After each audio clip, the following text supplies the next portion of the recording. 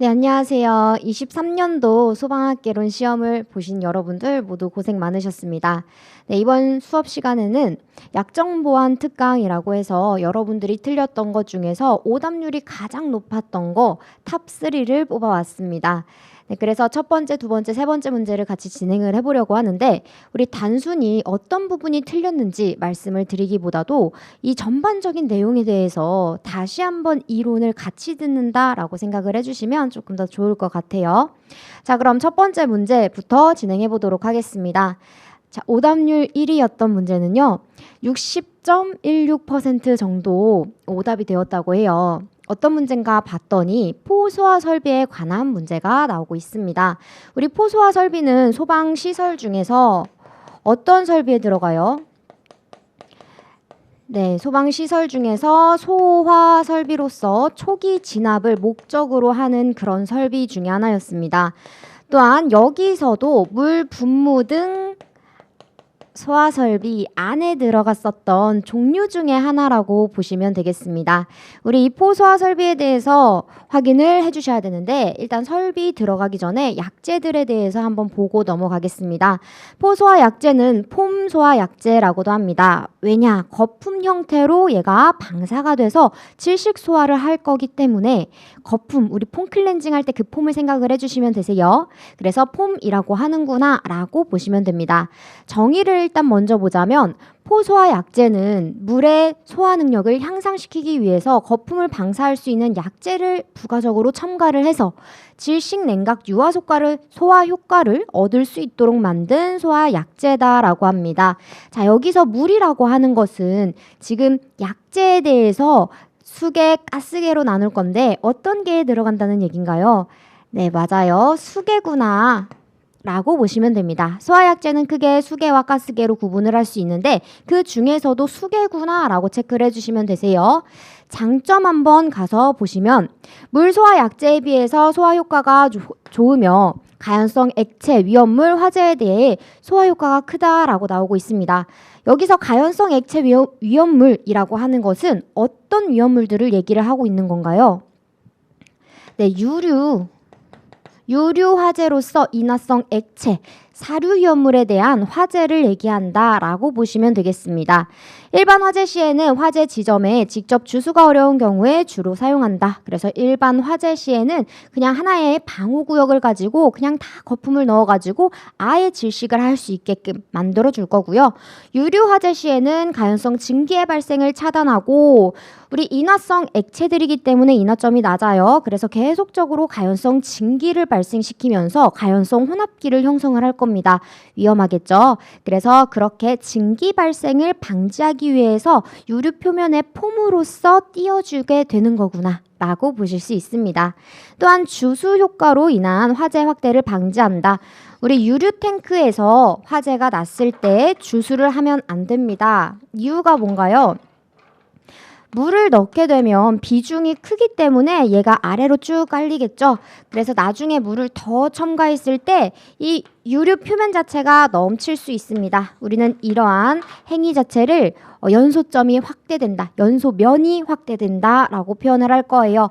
그래서 주수 효과로 인한 화재 확대, 연소면 확대를 방지하기 위해서 이러한 포소화 약재를 첨가하는 거구나 라고 보시면 되겠습니다. 또한 이 포소화 약재는 재착화, 재발화의 현상도 방지할 수 있다라고 나옵니다.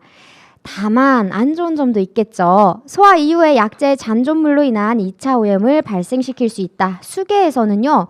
무조건 수손 피해, 2차 오염 피해 있을 수밖에 없습니다. 그래서 그러한 내용들이 나오고 있고요. 그리고 포소화 약재는요. 약재를 더 첨가를 하는 거기 때문에 약재에 대한 변질이나 부패 등의 우려가 있을 수밖에 없습니다. 자, 그 다음 넘어가 보니까 포소화 약재들에 대한 구비 조건이 또 나와 있습니다. 이 구비 조건이라고 하는 것은 단어의 뜻이 나와 있고 어떻게 이루어져야 어떻게 좋은지까지 같이 연결해서 확인을 해주시면 되겠습니다. 자, 일단 내열성이라고 하는 거 딱 봤을 때 어떠한 것일까요?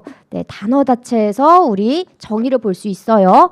열을 견딜 수 있는 성질이다. 그래서 화염 및 화열에 견딜 수 있는 성질을 내열성이라고 표현을 할 거고요.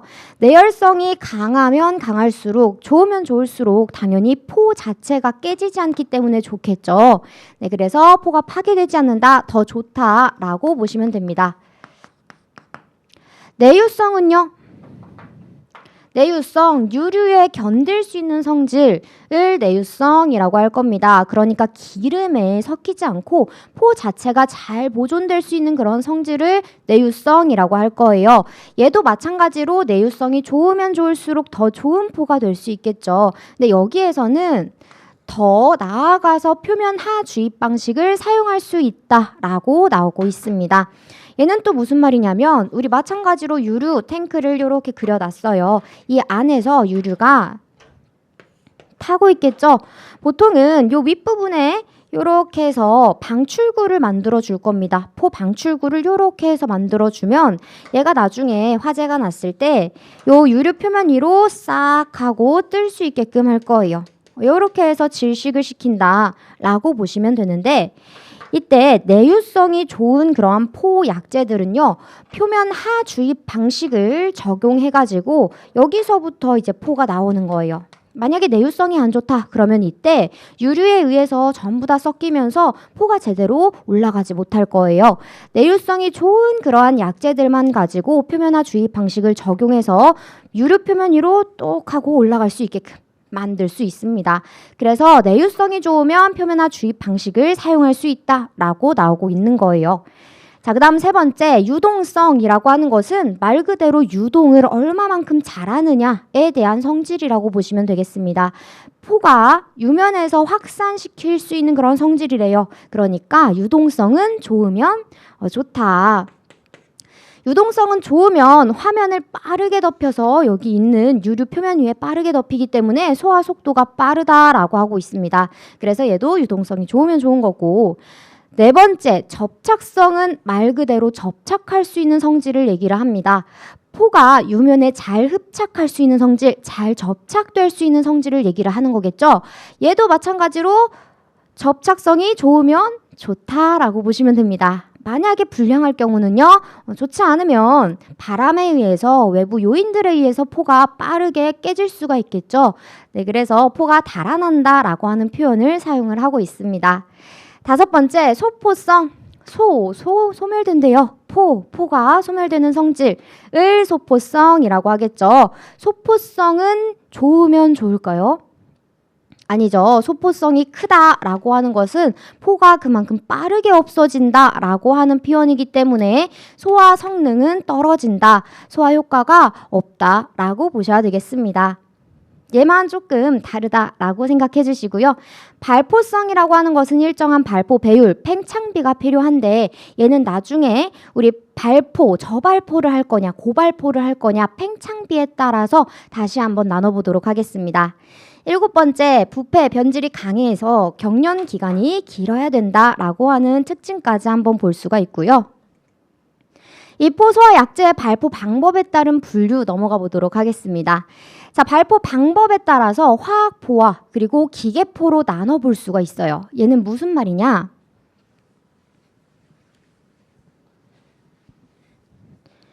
우리 수계 자체를, 물 자체를 요만큼을 넣고 여기다가 약재를 조금 첨가를 해서 혼합시킨 다음에 얘를 한 번에 거품으로 만들어 주셔야 되는데, 이 거품을 만들 때 우리 예를 들어 비눗방울 같은 것들을 만들 때 어떻게 해야 돼요? 여기서 바로 후 하고 공기를 불어 넣어 주잖아요.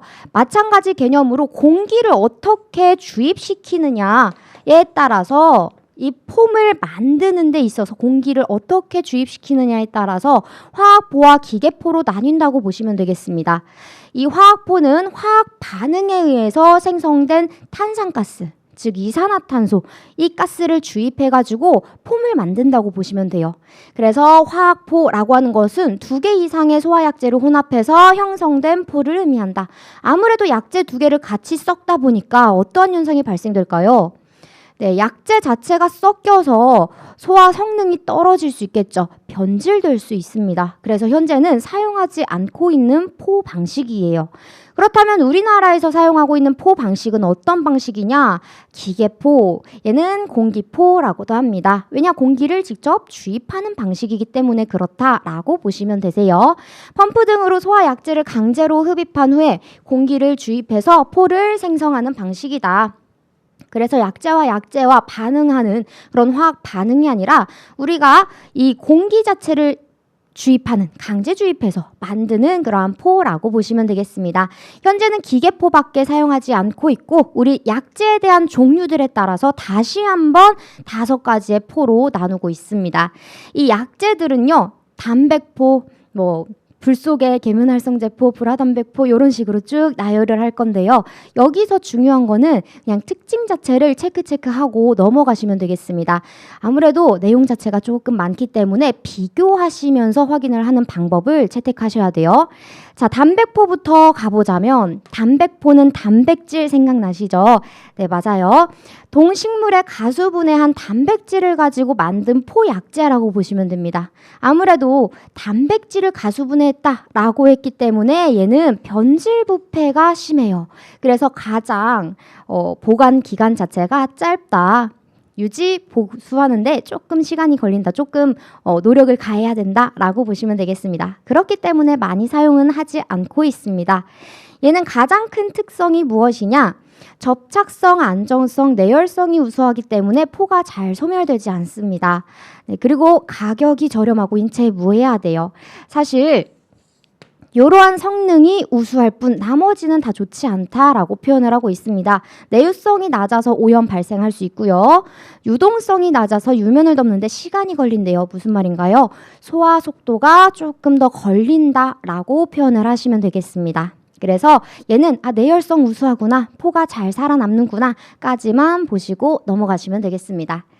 자, 두 번째는 불 속의 계면활성제포라고 나와 있습니다. 얘는 수성막포라고 더 많이 사용을 해요. 이 수성막포는 우리가 지금 가장 많이 사용하고 있는 포 방식입니다. 포 수용행이 유류 표면에 얇은 수성막을 형성해서 가연성 증기를 억제하고 재발화, 재착화를 방지하며 유류 화재에 가장 적합하고 소화 성능이 가장 우수하다. 그래서 가장 많이 사용하는 방식이다 라고 이어서 보시면 되겠죠.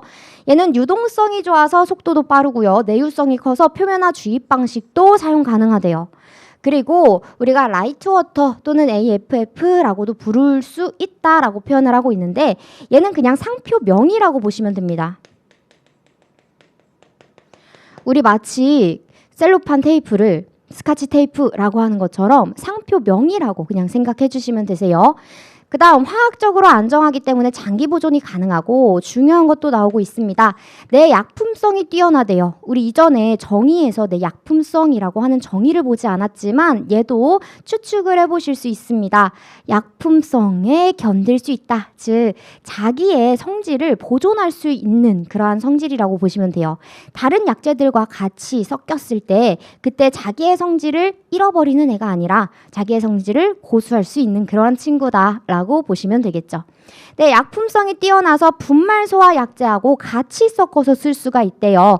여기서 분말 소화 약제는 3종 분말이라고 보시면 되겠습니다. 그러면 왜 포랑 분말이랑 같이 섞어서 사용을 할까요? 네, 우리 포는 수계고 분말은 가스계다라고 했습니다. 이 수계에서의 장점은 아무래도 재발화가 일어나지 않겠죠. 그래서 재발화의 우려가 없다라고 보시면 되는데 왜냐? 얘는 물리적으로 냉각을 시키기 때문에 더 이상의 재발화가 일어날 수가 없을 거예요. 근데 얘는 아무래도 시간 자체가 조금 더 많이 걸리겠죠. 반면 가스계는요. 재발화 우려는 있지만 얘는 시간 자체가 굉장히 짧게 걸릴 겁니다. 그래서 소화의 속도가 굉장히 짧다라고 하는 장점을 가지고 있어요. 둘 다 장점, 단점 가지고 있는데 이렇게 수성막포와 3종 분말 소화 약제를 섞어서 사용을 하면 이 각각의 장점만 가지고 소화를 빠르게 할 수 있다라는 의미가 되겠습니다. 우린 이러한 시스템을 무엇이라고 하냐? 트윈 에이전트 시스템이라고 부를 거예요. 그래서 포 중에 무슨 포예요? 수성막포. 분말은요? 삼종 분말, 인산 암모늄을 주성분으로 가지고 있는 삼종 분말을 같이 사용을 함으로써 트윈 에이전트 시스템을 만들 수 있다라고 꼭 기억해 주시면 좋겠습니다. 이렇게 했을 때 소화 효과가 7배에서 8배까지 증가를 할 수가 있대요. 그래서 한쪽 방출구에는 수성막포를, 또 한쪽 다른 방출구에서는 이 삼종 분말 약제를 같이 이렇게 방사해서 빠르게 진압하는 그러한 방식으로 사용할 수 있겠구나라고 보시면 되겠습니다. 여기서요, 정말 다 좋은데 딱 하나 안 좋은 점 있죠? 내열성이 너무 약하대요. 그래서 고온에 쉽게 포가 파괴가 되면서 윤화 현상이 발생할 수 있다. 윤화 현상이 꼭 발생한다라는 내용이 아닙니다. 발생할 가능성이 높다. 어느 정도 있다라고 보시면 되겠죠? 이 윤화 현상이라고 하는 것은요, 포를 우리가 이러한 탱크, 유류 탱크 위에다가 방사시켰다라고 했을 때 일반적으로 우리 위에서 봤을 때 얘가 전부 다 이렇게 유류 표면 위로 불꽃이 생성이 되겠죠. 우리가 포를 넣었어요. 그러면 싹 덮으면서 얘가 진압이 될 텐데 이 가장자리 쪽에는 너무 뜨겁겠죠. 네, 그래서 이 부분에는 열에 의해서 이렇게 포가 녹는다라고 보시면 되겠습니다. 열에 의해서 포가 파괴가 돼요. 그래서 이 안쪽에만 포가 남아서 진압이 되는데 이 가장자리 테두리 부분에는 너무 뜨겁기 때문에 포가 파괴가 돼서 다시 불꽃이 일어나는 현상을 볼 수 있습니다. 이 현상을 반지 모양 화재라고도 하고요. 윤화 현상이라고도 합니다. 링파이어 현상이라고도 말을 할 수 있어요. 네, 수성막포를 사용하게 되면 내열성이 약하기 때문에 윤화 현상이 발생할 수 있다. 네, 대책으로는 워터 스프레이를 같이 병행해서 설치를 하면 조금 더 이 발생 우려를 낮출 수 있대요. 무슨 말이냐? 우리 이러한 탱크의 표면 자체에다가 이러한 스프레이를 이렇게 뿌려주는 거예요. 그러면 아무래도 이 탱크 자체에 이 겉 테두리에 있어서 열이 조금 더 식혀질 수 있겠죠. 그래서 포가 사라지지 않게끔 만들 수 있다라고 보시면 되겠습니다. 자, 이렇게 해서 수성막포에 대해 우리 설명 마치도록 할 거고, 그 다음 세 번째는 불화담백포라고 나와 있습니다. 불화담백포는 불 속의 계면활성제에다가 담백포를 같이 섞은 그러한 소화약제라고 보시면 됩니다. 그래서 이전에 보셨던 담백포 소화약제와 우리 수성막포랑 같이 섞어버렸구나 라고 보시면 되세요. 둘 다 섞었기 때문에 이 두 가지에 대한 단점들을 보완해서 장점만을 가지고 있는 그러한 좋은 소화약제라고 보시면 되는데 얘는 왜 사용하지 않을까요? 네, 얘는 고가의 가격이 너무 비싸기 때문에 사용을 잘 하지 않습니다. 그냥 참고적으로 확인을 해주시면 되시고요. 자, 그 다음 우리 네 번째 합성 계면활성제포라고 하는 포가 또 나오고 있습니다. 얘도 계면활성제를 사용을 했긴 했는데 불 속에 아니죠. 그냥 일반 합성 계면활성제로 여기서 가장 큰 특징은 저팽창, 고팽창까지 팽창 범위가 넓다라고 표현을 하고 있습니다. 즉 고팽창까지 사용을 할 수 있는 거예요. 고발포용으로 사용할 수 있는 유일한 그런 약제다라고 보시면 됩니다. 나머지 소화 약제들은 전부 다 저발포용으로 사용할 수 있는 포라고 보시면 됩니다. 근데 고발포로 조금 더 큰 거품을 만들기 위해서는 이 합성 계면활성제 포여야지만 만들 수 있다. 이 부분이 가장 중요합니다. 우리 이렇게 고발포로 만들어진 이 포 약제는요, A급 화재 전역 방출 방식을 해서 아예 이 실 자체를 거품을 넣음으로써 꽉 차서 질식할 수 있는 A급 화재의 적응성이 높다라고 표현을 하고 있고요. 반면 조그만 거품을 만드는 이러한 저발포는 이러한 A급 화재보다도 그냥 실 자체를 가득 채우기보다도 유류 탱크 표면에 살짝 올라가서 이 질식 소화를 할 수 있는 그러한 B급 화재의 적응성이 높습니다. 근데 계면활성제포, 합성 계면활성제포는 고발포로 사용이 가능하기 때문에 A급 화재까지 적응성이 높은 거구나. 같이 이어가지고 생각을 해주시면 되겠죠. 나머지는 그냥 한번 읽어보시고요. 내 알코올포로 바로 넘어가겠습니다. 내 알코올형 포는요, 그냥 일반적으로 알코올형 포라고도 부를 수 있습니다. 알코올 화재일 때 이 포소화 약제를 사용하면 진압이 잘 된대요. 그러니까 알코올에 녹지 않고 견딜 수 있다라고 해서 내알코올포라고도 합니다. 얘는 왜 나왔냐? 수용성의 가연성 액체 화재에 기존 포를 방사하게 되면 얘가 아무래도 수계이기 때문에 빠르게 소멸되고 소포가 될 수 있겠죠. 녹아버려요. 그래서 이러한 현상들을 막기 위해서 끈적끈적하고 점성이 크고 내알코올성인 알코올을 견딜 수 있는 물질을 부가적으로 넣어줘서 첨가를 해서 수용성 액체와 치환 현상을, 여기서 치환 현상은 녹는 거 얘기하는 거예요. 이런 것들을 막아줄 수 있도록 설계된 포소화 약제를 의미를 하고 있습니다. 그래서 알코올 포소화 약제도 마찬가지로 얘도 이 수용성 액체 가연물에 있어서 매우 뛰어난 효과를 가지고 있다 정도로만 생각해 주시면 되겠죠. 자, 이제 마무리 정리해 보도록 할게요. 단백포는요, 내열성이 굉장히 좋아요. 그리고 나머지는 좋지 않습니다. 수성막포는 내열성만 빼고 나머지가 좋아요. 여기서 내열성이 좋지 않다라고 하는 것은 고온에 쉽게 포가 파괴될 수 있는 것이기 때문에 윤화 현상이 발생할 수 있다. 발생한다 아니고 발생할 수 있다. 그래서 동그라미를 쳐놨고요. 내유성이 좋으면 표면화 주입 방식 사용 가능하죠. 그래서 마찬가지로 동그라미를 쳐놨습니다.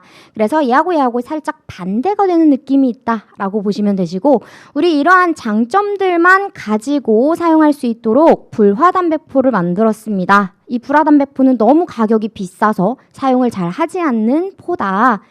네 번째, 합성 계면활성 제포는 어떤 데에 사용할 수 있대요? 고발포를 사용할 수 있다. 고발포로 사용할 수 있기 때문에 A급 화재에 있어서도 적응성이 있다라고 보시면 됩니다. 더 부가적으로 한 가지만 더 보자면 이 합성 계면활성 제포는 내열성이 약해요. 좋지 않습니다. 그래서 윤화 현상 발생할 수 있다라고까지 확인해 주시고 넘어가시면 됩니다. 지금 여기에 나오는 또 다른 정리는요, 아까 방금 보셨던 내용들을 그냥 우리말로 적어 놓은 표라고 보시면 됩니다. 그래서 똑같은 의미다라고 보실 수 있고요. 자, 그 다음은 본격적으로 우리 팽창비에 대해서 확인해 보도록 하겠습니다. 팽창비라고 하는 것은 요 공식 자체를 암기를 해 주셔야 되겠죠.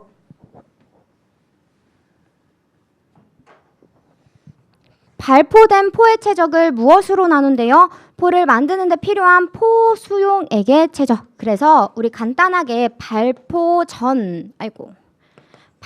후 포의 최적을 발포 전 수용액의 최적으로 나눈 게 얘가 바로 팽창비다라고 보실 수 있습니다. 여기서 말하는 수용액이라고 하는 것은 물이랑 포 약제를 같이 섞어버린 그러한 액체를 얘기를 합니다. 그래서 수용액이라고 했고, 실질적으로 우리가 포 방출구를 통해서 방출을 했을 때는 얘가 폼 형태로, 이런 형태로 만들어진다라는 얘기죠. 그래서 이 비율을 가지고 우리가 팽창비를 만들 거구나 라고 보시면 되겠습니다. 이 팽창비는 수치에 따라서 저발포, 고발포로 나눌 건데 수치도 암기를 해주셔야 되겠죠. 지금 보시면 중발포는 쭉 빈칸 처리가 되어 있음을 확인할 수 있어요. 무슨 말인가요? 네, 중발포로 우리 사용 안 하겠다라는 의미라고 보시면 되겠습니다.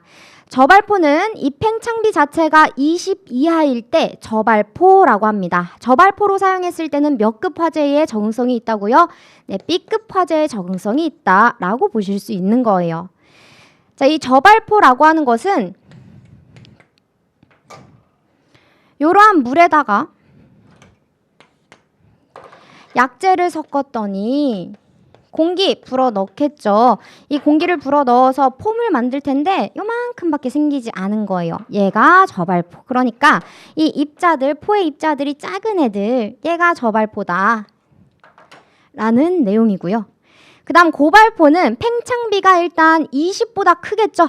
80 이상 1000 미만으로 이루어져 있습니다. 여기서 다시 한번 제1종, 2종, 3종으로 나뉘고 있는데 80 이상 250 미만은 1종, 250 이상 500 미만은 2종, 500 이상 1000 미만은 3종이라고 나와 있어요. 구분해가지고 암기를 해주셔야 되겠죠. 일단 이 부분은 어쩔 수 없겠죠. 80에서 250 그리고 250에서 2배 처리해서 500 500에서 2배 처리해서 1000이라고 암기하시면 됩니다.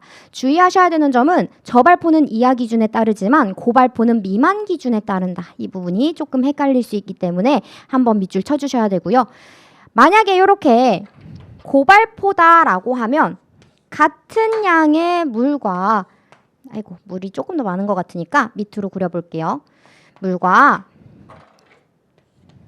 같은 양의 약재를 섞었다고 하더라도 공기를 불어 넣어줬을 때 이 폼 자체가 거품 자체가 크게 나타난다라는 얘기입니다. 포 입자 자체가 조금 더 크게 생성이 된다라는 의미겠죠. 그래서 이렇게 큰 거품을 만들어서 이 구획실 안을 가득 채워 넣어서 A급 화재도 적응성이 있게끔 만들 수 있는 그러한 약재라고 보시면 됩니다. 그래서 B급뿐만이 아니라 A급까지도 같이 소화할 수 있다, 적응성이 있다라고 보시면 되세요. 이때 포소화 약재는 고발포만 합성 계면활성제포를 사용할 수 있고요. 나머지는 전부 다 저발포용으로 사용할 수 있습니다. 합성 계면활성제포는 그럼 고발포용으로만 사용할 수 있을까요? 아니에요. 저발포로도 사용할 수 있고 고발포로도 사용할 수 있다라고 구분해서 확인을 해주시면 되겠습니다. 자, 그 다음 환원 시간에 대해서 확인을 해보도록 하겠습니다. 환원 시간은 사실 조금 헷갈릴 수 있어요. 환원 시간은 원래의 상태로 다시 환원을 하는 그러한 시간을 얘기한다고 보시면 됩니다. 정의를 보시면 방출된 포가 깨져서 원래의 포 수용액으로 환원되는 데까지, 원래 상태로 돌아가는 데까지의 시간을 얘기합니다. 그렇다면 환원 시간은 길어야 좋은 걸까요? 짧아야 좋은 걸까요? 네, 길면 길수록 포 자체가 깨지지 않는 거다 보니까 더 좋은 거다라고 표현을 할 수가 있겠죠. 그래서 환원 시간은 길면 길수록 포에 대한 성능이 더 좋은 거다라고 보셔야 됩니다. 이때 고팽창포는 3분 이상, 저팽창포는 1분 이상 유지해야 된다라고 해서 우리 소방에서 어떻게 사용을 하는지 표현을 하고 있는데 이 부분과 지금 4번 부분과 살짝 상이에요. 그래서 이 내용에 대해서 말씀을 드리겠습니다. 발포 배율이 작다라고 하는 것은 어떠한 포 얘기하는 거예요? 저발포면 저발포일수록 거품 자체가 조그맣게 생기는 거죠. 그래서 포의 직경이 작아서 조그맣게 생기기 때문에 아무래도 이 입자막 자체는 두꺼울 수밖에 없겠죠. 그래서 내열성이 좋아져서 환원 시간은 길어지게 된다라고 표현하고 있습니다. 같은 약재의 양을 가지고 마찬가지로 발포 배율을 조금 더 크게 해서 큰 포를 만들었대요. 이때는 어떻게 될까요? 포의 입경이 얘보다는 크니까 막이 더 얇아지겠죠. 그래서 포가 빠르게 깨져서 환원 시간은 짧아지게 된다. 이렇게 이해해 주시면 됩니다. 근데 소방에서는 일반적으로 포 중량이 25%가량 깨져서 당초의 수용액이 되는 시간인 환원 시간을 25% 환원 시간을 적용하다 보니까 고팽창포는 이렇게 있다 그러면 여기서 25%가량이 소포가 될 때까지의 시간을 3분 이상 적어도 지속해라 라는 얘기고요. 저팽창포로 이렇게 발포했을 때는 여기도 마찬가지로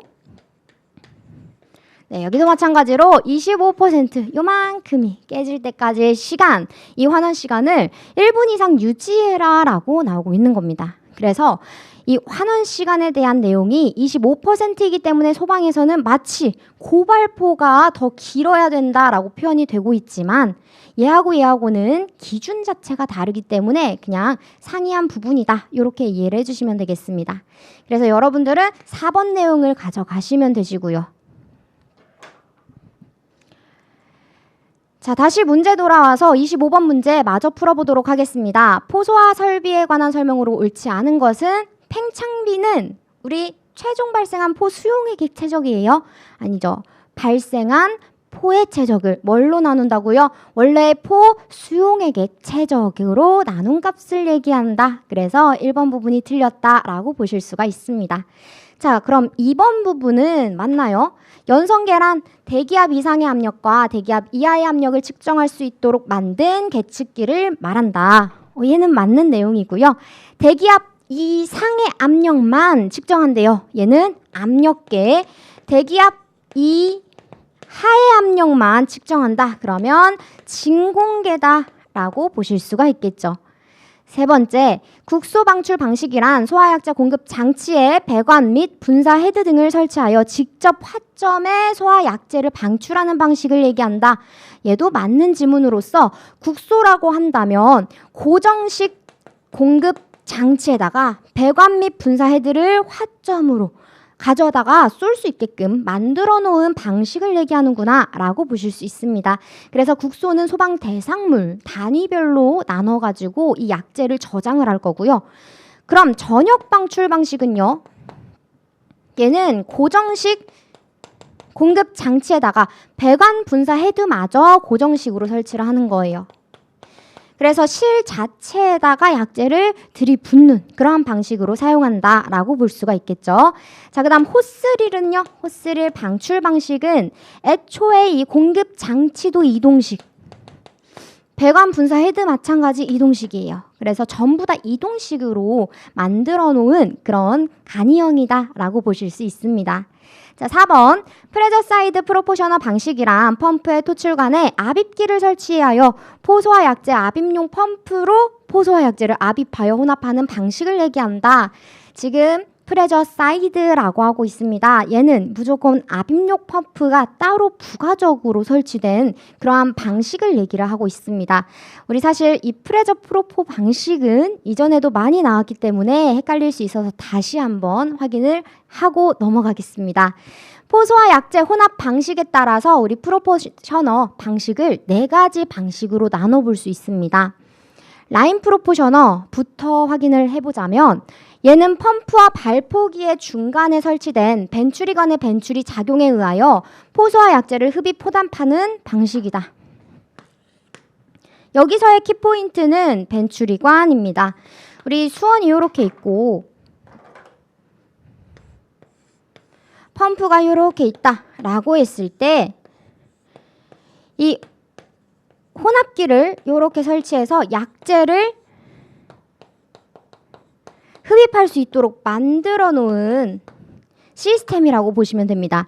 이때 혼합기는 벤추리관을 사용한다라고 되어 있죠. 그러니까 벤추리관이라고 하는 것은 이렇게 잘 가다가 이렇게 입경 자체가 좁아졌다가 다시 원상태로 이루어지는 관 자체를 벤추리관이라고 합니다. 우리 이렇게 구경 자체가 넓었다가 좁아진다라고 한다면 연속 방정식에 의해서 속도 자체는 여기가 더 빠르겠죠. 우리 호스를 이렇게 쭉 이렇게 구경 자체를 얇게 만들면 이 안에 있던 물이 빠르게 흘러가겠죠. 그래서 속도는 커지지만 압력 자체는 낮아집니다. 그래서 약제 탱크에서부터 고압에서 저압으로 빨아들어 올라간다라고 보시면 돼요. 빨려 올라간다. 그래서 혼합기에서 이 벤추리 작용에 의해서 약제 탱크로부터 약제가 혼합해서 이렇게 방출구를 통해 나갈 수 있는 그러한 방식이 라인 프로포셔너다라고 보시면 되시고요. 얘는 벤추리관만 사용했기 때문에 소규모 이동식 간이 설비에 많이 이용된다라고까지 보시면 되겠습니다. 자, 그러면 프레저 프로포셔너는 무슨 방식이냐? 얘는 국내에서 가장 많이 사용하는 방식으로서 펌프와 발포기 중간에 벤추리관의 벤추리 작용과 얘도 마찬가지로 벤추리관 체크해 주셔야 되겠죠. 그리고 얘는 뿐만 아니라 펌프의 가압수의 포소화약제 저장 탱크에 대한 가압에 의해서 혼합하는 방식이다 라고 하고 있습니다. 그러니까 이렇게 생긴 이 시스템 자체는 맞는데 여기다가 더 부가적으로 펌프의 가압수에 의해서 이렇게 의해서 약제가 일정량이 올라갈 수 있게끔 다이아프램을 설치를 한다라고 보시면 됩니다. 그래서 이전에는요, 라인 프로포셔너는 이 약제 자체가 적당량 자체가 없겠죠. 그래서 조금씩 올라가는 방식이라고 보시면 되는데 프레저 프로포 방식은 펌프의 가압수에 의해서 비교적 일정량의 적당량의 약재를 혼합할 수 있다라고 하면 되겠습니다. 자, 세 번째는 펌프 프로포셔너 방식입니다. 펌프 토출관과 흡입관 사이에 이 흡입기로 펌프에서 토출된 물의 일부를 보내고 농도 조절 밸브로서 농도 조절 밸브에다가 밑줄을 쳤습니다. 얘는 수원으로부터 물을 쭉 빨아 올려가지고 이쪽으로 들어갈 수 있게끔 만들어 놓은 거예요. 그래서 바이패스관을 통해서 혼합기를 통해서 약재 탱크에서 농도 조절 밸브로 일정량의 약재를 흡입해서 다시 요 수용액의 상태를 펌프 거쳐서 포 방출구를 통해서 방출시키는 그런 방식이라고 보시면 됩니다. 이 방식에서 가장 큰 단점은 무엇인가요? 네, 펌프 자체가 포 수용액을 같이 거치기 때문에 아무래도 오염이 될 가능성이 크겠죠. 그래서 잘 사용하지 않지만 주로 소방, 화학 자동차, 화학 소방차에 이용한다라고 나와 있습니다. 네, 그래서 펌프 혼합 방식이다라고도 부를 수 있대요.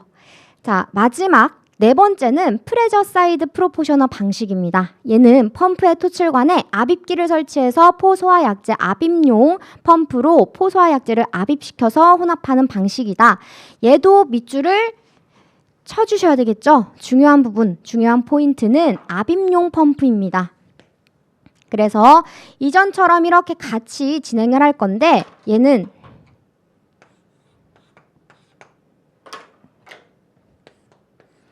그냥 우리 수조에서 물을 빨아들이는 요 펌프뿐만 아니라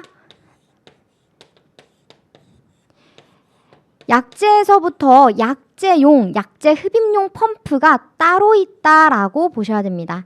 그래서 이렇게 가지고 이 포 방출구를 통해서 빠져나갈 수 있게끔 만들어 놓은 프로포셔너 방식이라고 보시면 되겠죠. 그래서 보통의 경우에는 대형 설비에 주로 사용한다라고 보시면 됩니다. 자, 마지막은 압축 공기포 믹싱 챔버 방식을 지금 써놨습니다. 사실 얘는 프로포셔너 방식은 아니에요. 얘는 공기를 어떻게 주입하냐에 대한 방식입니다. 그래서 이전에는 물에서 수조에서 혼합 장치를 거쳐서 포 방출구를 통해서 나올 건데 이때 포 헤드 자체가 이러한 공기가 잘 들어갈 수 있게끔 메쉬가 큰 그런 구멍이 많은 헤드를 사용을 해서 이쪽으로부터 공기가 슝슝 들어가서 같이 혼합을 시켜서 만든다라고 보시면 되는데 요 믹싱 챔버 방식은 어떻게 한다는 거예요? 네, 수조에서부터 혼합 장치 여기까지는 맞아요. 근데 요 부분에서 자연적으로 공기들이 들어가는 방식이 아니라 추가적으로 이 믹싱 챔버 를 설치해서 이렇게 공기들이 들어갈 수 있게끔 강제로 주입할 수 있는 그러한 방식이다라고 보시면 되겠습니다. 그래서 공기는 똑같이 흡입해서 혼합해서 이 폼 자체가 만들어져서 나오는 건 똑같은데 우리가 이 믹싱 챔버를 따로 추가적으로 연결해서 일정량의 양을 주입한다라고 하면 압축 공기포 믹싱 챔버 방식이다라고 생각하시면 됩니다. 포 수용액에 가번으로 압축된 공기 또는 질소를 더 사용할 수 있어요. 질소를 일정 비율로 혼합하는 방식을 얘기한다. 그러면 이 방식이 아니라 우리 믹싱 챔버를 이용한 방식은 어떤 점이 좋을까요? 장점들이 있겠죠. 네, 수손 피해를 어느 정도 막을 수 있고요. 그리고 오염된 공기들이 아니라 정말 깨끗한 공기들을 통해서 양질 좋은 그런 포를 만들 수 있어요. 지금 여기에서는요, 이 공기들이 어디 공기들을 흡입해서 오나요? 헤드가 설치된 방호구역 내에 이 화재실 내에 오염된 연기들을 같이 끌고 오겠죠. 그래서 아무래도 양질이 별로 좋지 않은 그러한 포를 생성할 수밖에 없는데 우리가 인위적으로 이 챔버로부터 공기를 불어넣어준다, 압축 공기를 불어넣어준다 라고 했을 때는 조금 더 신선한 공기들이 들어가는 거기 때문에 이 압축 공기가 들어가는 거기 때문에 훨씬 더 깨끗한 포를 만들 수 있다라고 보시면 되겠습니다. 그래서 현재 많이 사용하는 방식이라고 해요. 자, 이렇게 해서 25번까지 전부 다 확인을 해봤습니다. 조금 길었죠? 그러면 오답률 2위인 문제가 무엇인지 확인해 보도록 하겠습니다.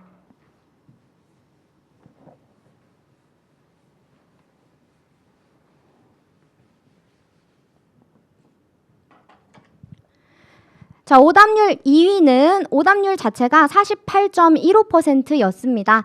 얘는 16번 문제로서 아마 많은 분들이 이 문제를 말씀을 하셨을 것 같아요. 위험물의 유별 특성 중 옳은 것만을 보기 위해서 있는 대로 고른 것은 이라고 해서 위험물들에 관련된 문제가 나왔습니다.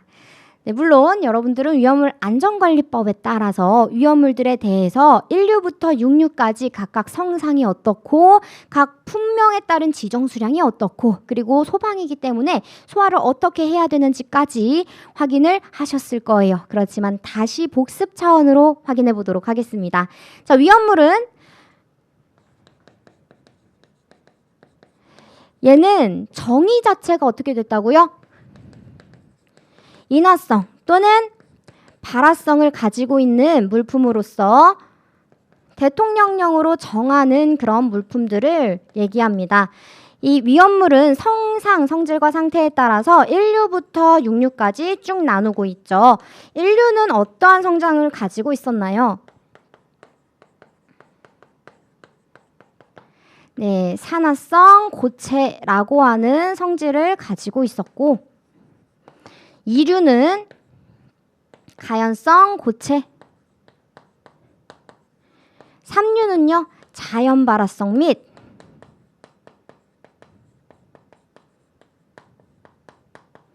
금수성 물질 4류는 인화성 액체 5류는 자기반응성 물질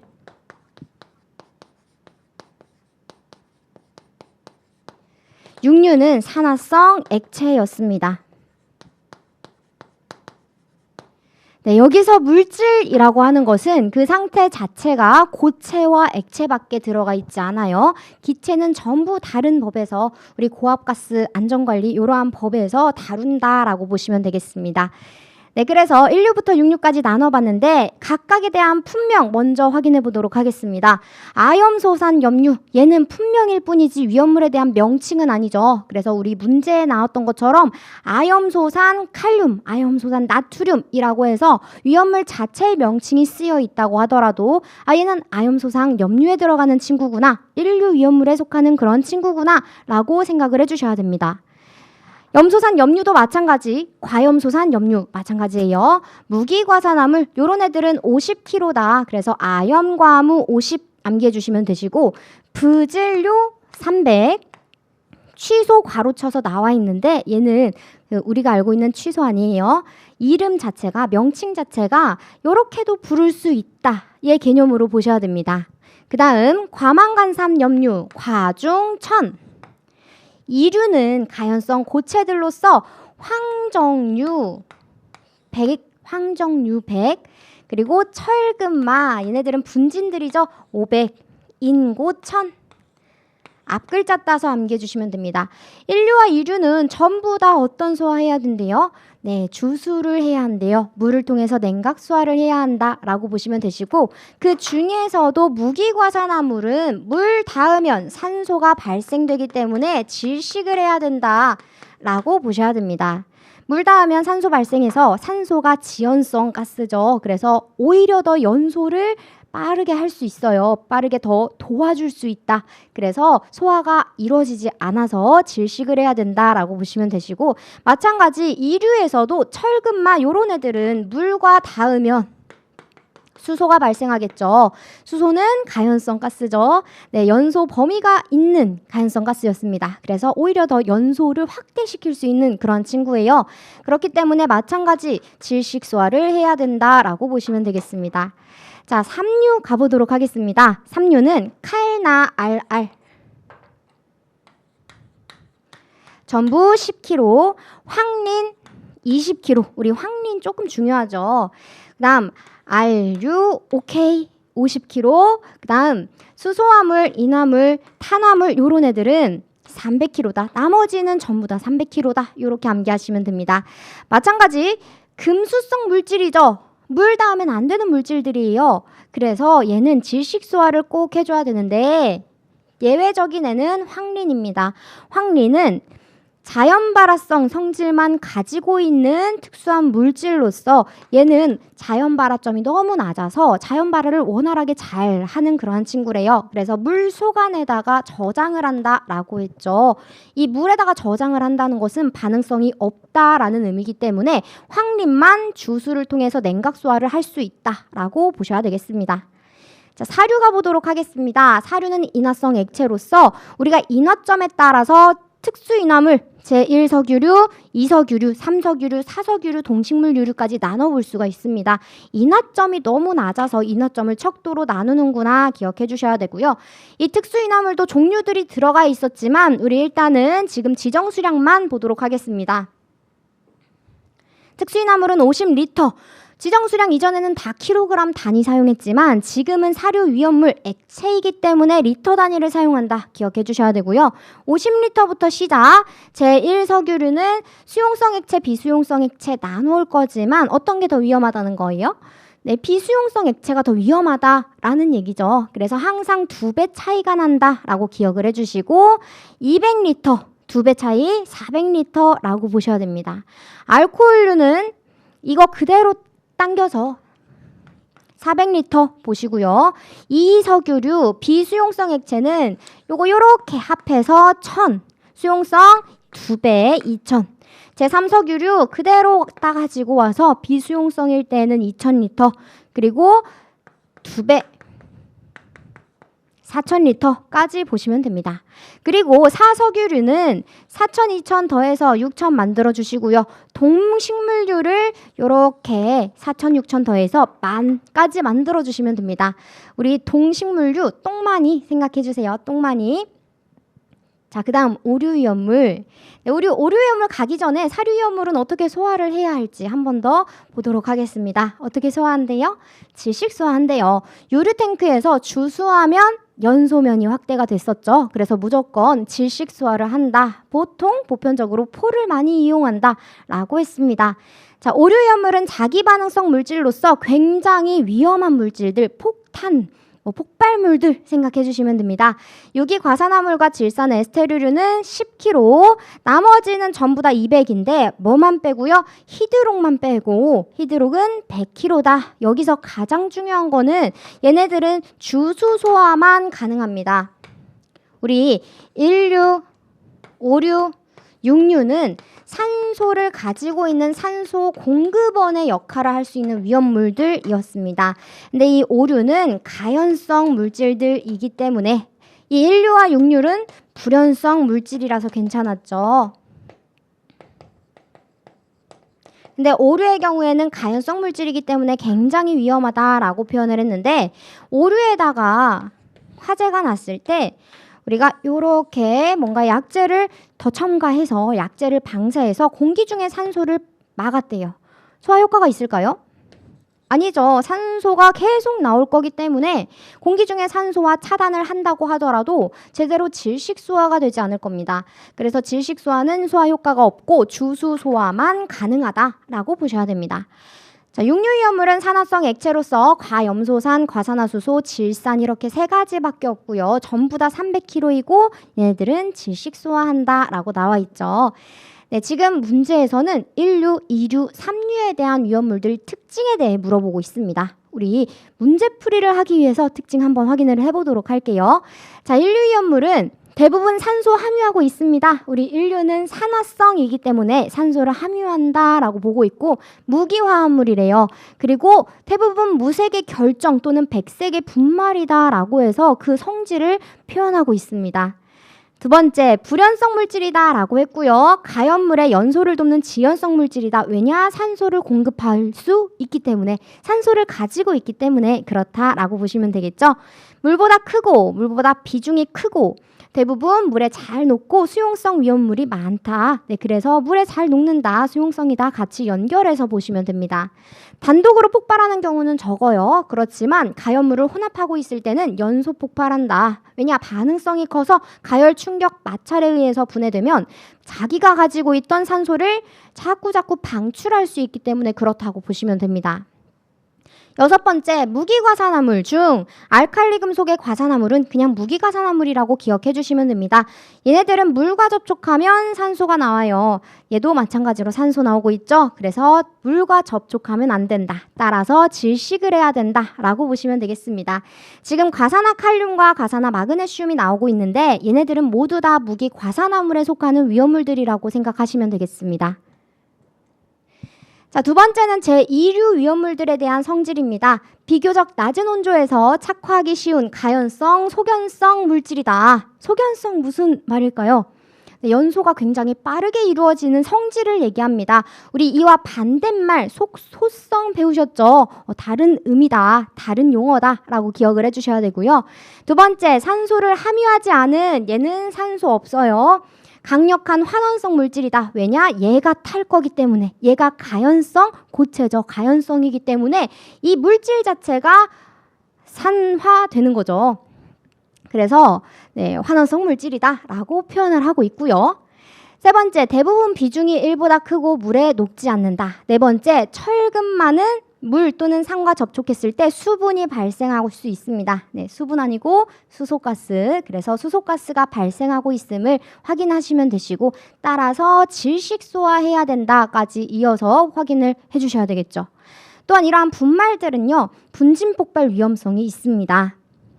6번, 산화제와 혼합한 것은 산화물이 반응을 촉진시킬 수 있다라고 보셔야 되겠죠. 그래서 발화 폭발에 대한 위험성이 있다라고 나오고 있는 거고요. 물질 자체가 유독성이 있거나 연소 시에 유독가스를 발생시킬 수 있다까지 확인하시고 넘어가시면 됩니다. 자, 세 번째는 삼류위험물에 대한 성질이에요. 대부분 무기화합물이며 우리 아까 1류도 무기화합물이다 라고 했었죠. 3류도 무기화합물이래요. 상온에서는 주로 고체 상태다. 물론 3류는요. 물질이라고 표현을 했지만 주로 상온에서는 고체다 라고 표현하고 있습니다. 자연발화성만 가진 애는 황린, 나머지는 자연발화성 및 금수성 물질들이다 라고 나오고 있고요. 금수성 물질은 물과 반응했을 때 가연성 가스를 발생시킨다 라고 하고 있습니다. 그래서 우리 뒤에 가서 보시면 어떠한 물질이 발생하는지 가연성 가스들을 매칭시켜 주실 수 있어야 돼요. 나트륨, 칼륨 이런 애들은요 전부 다 수소를 발생할 거예요. 트리메틸, 트리에틸 이런 알루미들은 그냥 한 번씩 확인해 보시고 문제에서 가장 많이 나오는 수소와 칼륨 이런 애들 수소가 많으니까 수소 나오겠죠. 그리고 인화 칼슘, 인화 알루미늄 무엇이 나올까요? 인 들어가 있죠. 인, P 들어가 있으니까 물과 반응했을 때 pH3 네, 포스핀 반응할 겁니다.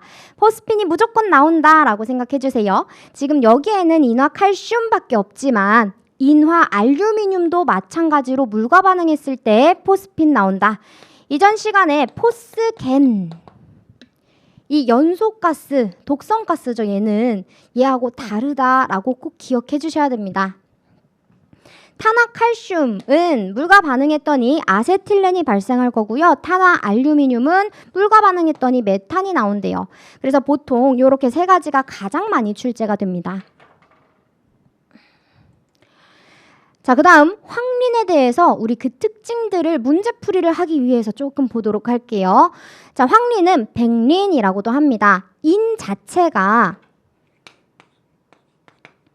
이러한 인 자체가 백색이기 때문에 그리고 황색이기 때문에 황린, 백린이라고 표현을 하고 있는 거예요.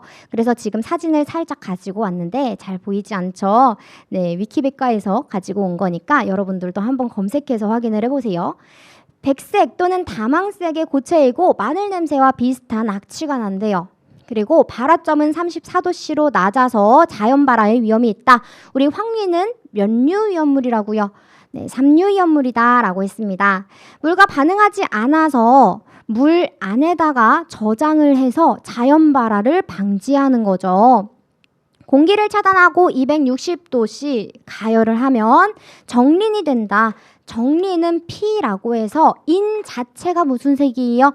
적색을 얘기를 하는 거예요. 그래서 둘 다 동소체구나. 같은 이 원소를 가지고 있구나 라고 보시면 됩니다.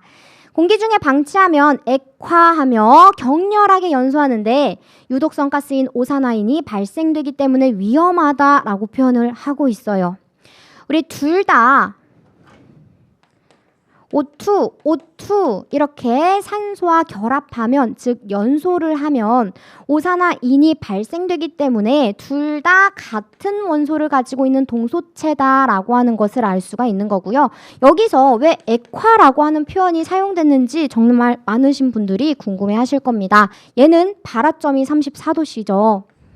그래서 이 발화점에 도달하게 되면 가연성 가스들이 막 많이 만들어지겠죠. 근데 더 열이 가해져서 녹는 점이 도달했다라고 하면, 녹는 점, 액체 상태로 변화하기 때문에 이 가스들이 액체로 상태 변화가 이루어집니다. 그래서 얘를 우리 기체에서 액체로 변하는 과정, 액화라고 표현하죠. 그래서 이렇게 액화하면서 연소를 한다라고 표현이 되어 있는 거예요. 네, 그래서 이 부분에서 많이 헷갈리셨을 텐데 얘는 맞는 지문으로서 디귿번 맞다라고 보셔야 됩니다. 자, 그럼 문제 다시 가서 16번 문제 보기 지문 한번 읽어보도록 하겠습니다. 아염소산 나트륨은, 즉 아염소산 염류는 인류위험물로서 불연성이고 우리 불연성의 산소 공급원이다 라고 표현했고요. 조해성, 물에 많이 녹는다 라고 했어요. 그쵸? 무색, 백색, 결정 분말 상태다. 대부분의 이러한 결정 분말 상태다라고 했습니다. 그래서 얘는 맞다 동그라미 쳐주셔야 되고요. 마그네슘은 몇 류 위험물이라고요? 2류 위험물입니다. 얘는 물과 접촉하면 수소가스 발생할 수 있어요. 그래서 질식을 해서 소화를 해야 한다라고 표현했고요. 세 번째, 황리는 공기 중에서 상온에 노출되면, 여기서 상온이라고 하는 것은 그냥 일반적인 상온, 물론 20도씨라고 보실 수 있지만 그냥 얘는 자연발화성 물질이기 때문에 상온에서 충분히 자연발화한다라고 이해해 주셔야 돼요. 그래서 이 상온에 노출되면 액화되면서 자연발화를 일으킨다. 네, 얘는 자연발화점이 34도씨, 녹는 점 44도씨 이기 때문에 이러한 순서를 거쳐서 액화가 되는 거구나 라고 보실 수 있습니다. 그래서 정답은 4번 체크를 해주실 수 있어요. 자, 마지막 오답률 3위 보도록 하겠습니다. 36.88% 정도의 오답률을 가지고 있고요. 18번 문제였습니다. 화재조사 및 보고 규정에 관한 내용으로 옳지 않은 것은? 이라고 물어보고 있어요. 자, 일단 이 화재조사 및 보고 규정은 이 규정 자체가 따로 있는 거죠. 우리 소방의 화재조사에 관한 법률과 다른 법이기 때문에 구분해가지고 확인을 해주셔야 됩니다. 자, 일단 소방의 화재조사에 관한 법, 얘는 이 화재조사가 화재 발생 상황을 인지하는 즉시 화재 조사를 해야 한다라고 표현을 하고 있어요. 그래서 다른 법이긴 하지만 아예 다른 내용이 들어가 있는 것이 아니라 법률과 규정 차이구나라고 확인해 주시면 되시고요. 이때 화재 조사 누가 실시하는 거래요? 네, 청장, 본부장, 서장, 이하 소방관서장이라고도 칭한데요. 소방관서장이 하는 거구나 라고 체크를 하시고 넘어가시면 되겠습니다. 자, 그 다음 화재 건수의 결정 보도록 하겠습니다. 한 건의 화재란 한 건의 발화 지점에서 확대가 된 것으로 발화부터 진압까지를 그냥 한 건의 화재라고 얘기를 할 거예요. 즉 무슨 말이냐? 발화 지점이 한 개다. 그러면 아무리 크게 화재가 번졌다고 하더라도 얘는 화재 하나의 화재다. 한 건의 화재다 라고 판단을 하시면 됩니다. 다만 지금 요 부분에 있어서는 조금 다르게 적용한다라고 얘기가 나오겠죠. 동그라미 1번. 동일범위 아닌 각기 다른 사람에 의한 방화 불장난은 동일 대상물에서 발화하였더라도 각각의 별건의 화재로 본다. 그러니까 건물이 이렇게 있으면 A 사람, B 사람이 이렇게 화재를 냈대요. 그러면 같은 동일 대상물에서 화재가 났다고 하더라도 각각 별건의 화재로 보면 되겠습니다. 근데 만약에 동일한 사람이 화재를 낸 거라면요, 방화를 한 거라면 이때는 동일한 한 건의 화재로 취급을 해주셔야 되겠죠. 그래서 그 부분에 대해서 나오고 있는 거고요. 두 번째 동그라미, 동일 소방 대상물의 발화 지점이 2개소 이상 있는 다음의 화재는 한 건의 화재로 한대요.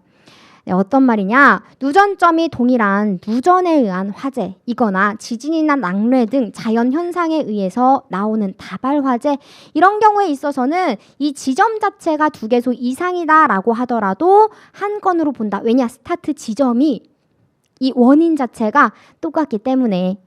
세 번째 동그라미, 발화 지점이 한 곳인 화재 현장이 둘 이상의 관할 구역에 걸쳐 있을 때에는 조금 더 피해가 많은 쪽에 소방서에서의 한 건의 화재로 친대요. 자, 3번 동그라미까지 보시고 넘어가시면 됩니다.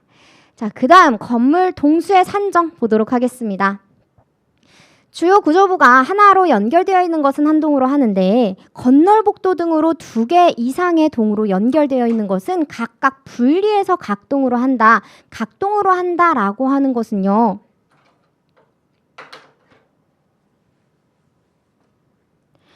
만약에 이렇게 건물이 있는데 얘가 건널복도를 통해서 연결되어 있다라고 하면 그냥 분리해서 보겠다. 이러한 내용이 되겠죠. 두 번째 동그라미부터 한번 확인해 보도록 하겠습니다. 지금 그림을 가지고 왔는데 살짝 보이지 않아서 위에다가 덧칠해 보도록 할게요. 자, 건물의 외벽을 이용해서 실을 만들어서 작은 헛간을 이렇게 만들었대요. 그러면 그냥 하나의 건물로 취급한다. 조금 더 이 소방에 대해서 빡세게 적용하겠다라고 보셔야 되겠죠. 세 번째, 구조에 관계없이 지붕 및 실이 하나로 연결되어 있다. 지금 요 그림은요. 이렇게 하나로 연결되어 있는데 이렇게 나뉘어져서 지붕만 같이 공유하고 있대요. 이런 경우에도 화재가 화르륵 하고 확산이 될 수 있기 때문에 그냥 하나의 동으로 본다라고 보고 있는 겁니다. 자, 그 다음 네 번째, 목조 또는 내화조 건물의 경우에 격벽으로 방화구획이 되어 있는 경우라도 이렇게 있는 경우라도 방화구획이 이렇게 되어 있는 경우라도 얘는 같은 동으로 봐야 됩니다. 방화구획만으로 다른 별건의 동으로 볼 수가 없어요. 별동으로 볼 수 없다. 5번, 독립된 건물과 건물 사이에 차광막이라든지 비막이 등의 덮개를 설치하고 그 밑을 통로 등으로 사용하는 경우에는 다른 동으로 한다. 즉, 요 경우라고 보시면 되겠습니다. 그래서 비막이 덮개 있는 우리 구름다리 이런 거 생각해 주시면 되겠죠. 이런 것들은 그냥 다른 동으로 보겠다라는 내용이고요. 여섯 번째, 내화조 건물의 옥상에 목조, 방화구조 건물이 별도로 설치가 되어 있는 경우 이 내화조 건물 옥상에 이렇게 별도로 설치가 되어 있다. 그러면 다른 동으로 할 수 있는데 만약에 이렇게 계단이 같이 연결되어 있는 경우다라고 한다면 그냥 하나의 동으로 보겠다라는 내용입니다. 자, 일곱 번째, 내화조 건물의 외벽을 이용해서 얘도 마찬가지로 외벽을 이용해서 별도로 이러한 구조로서 설치가 되어 있다면 이때 건물 내부와 구획되어 있는 경우 다른 동으로 보시면 되는데 다만 주된 건물에 부착된 건물이 옥내로 출입구가 이렇게 빵 연결되어 있다. 그래서 왔다 갔다 통과할 수 있대요. 그런 경우에 그냥 같은 동으로 본다라는 얘기고요. 혹은 기계 설비를 같이 연결해서 사용하고 있다. 그래서 기능상 하나로 봐야 된다라고 한다면 그냥 하나의 동으로 본다라는 의미가 되겠습니다.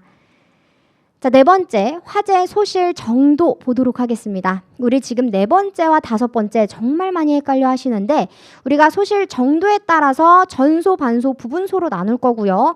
소실 면적에 따라서는 말 그대로 바닥 면적에 따라서 소실 면적을 산정을 하셔야 됩니다. 기준이 다르다라고 하는 거 보실 수 있겠죠.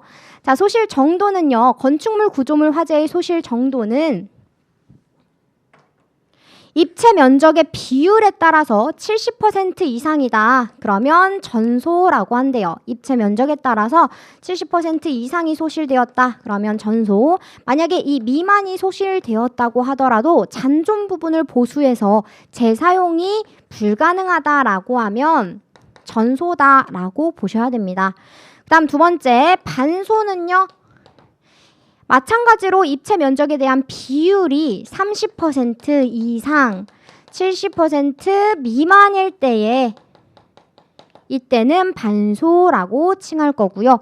나머지는 전부 다 부분소라고 보시면 됩니다. 그 외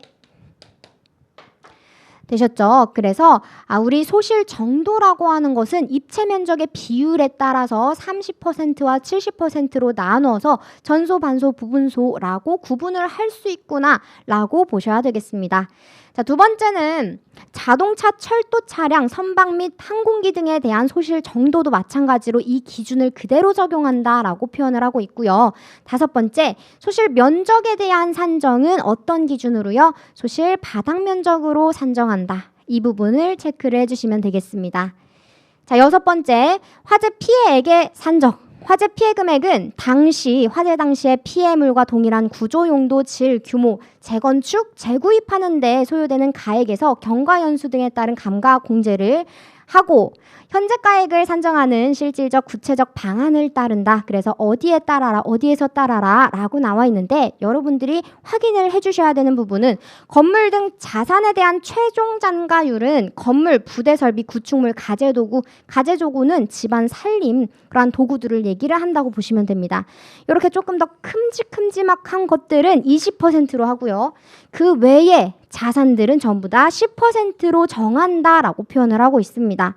우리 얘를 이해하기 위해서는 잔가율과 최종 잔가율에 대한 정의를 확인을 하시면서 어떤 부분이 다른지 체크를 해주셔야 됩니다. 이 밑에 보시면 잔가율이란 화재 당시의 피해물의 재구입비에 대한 현재가의 비율, 그러니까 우리가 요런 물건 자체를 구입을 했는데 화재가 났어요.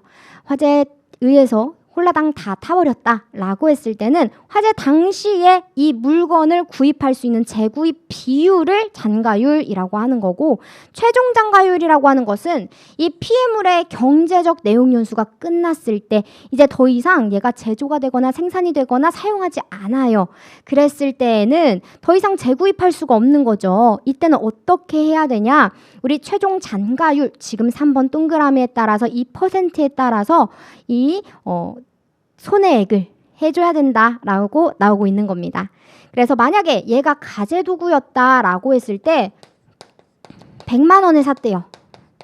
근데 이제는 더 이상 얘를 재구입할 수가 없죠. 그러면 가재도구다라고 했기 때문에 최종 잔가율은 20%로 해서 20만 원이 지금 손해를 입었구나. 네. 요렇게 산정을 한다라는 내용입니다. 그래서 20%, 10% 얘만 기억해 주시고요. 우리 문제 다시 가서 확인해 보도록 하겠습니다. 화재 조사 및 보고 규정에 관한 내용으로 옳지 않은 것은 1번. 건물의 소실 면적 산정은 면적이니까 바닥 면적으로 산정을 해줘야 되는 거고요. 입체 면적의 비율은요. 전소, 반소, 부분소, 소실 정도에 따른 기준이다 라고 보셔야 되겠죠. 그래서 2번은 같이 해서 맞다라고 보셔야 되고, 3번도 건물, 부대 설비, 구축, 물, 그리고 이 가재도구 전부 다 최종 잔가율 20%로 하고 나머지는 10%다. 조금 큼지막한 것들은 20%, 나머지는 10% 이렇게 해서 보시면 됩니다. 4번 동그라미는 발화 일시를 결정하는 방식인데 한번 읽어보시면 좋을 것 같아요. 네, 이렇게 해서 마무리 짓도록 할 거고요. 조금 더 나는 더 부가적인 설명이 필요하다라고 하면 우리 에듀윌 홈페이지 이용해 주시면 되겠습니다. 고생 많으셨습니다. 공무원 합격! 에듀윌 합격!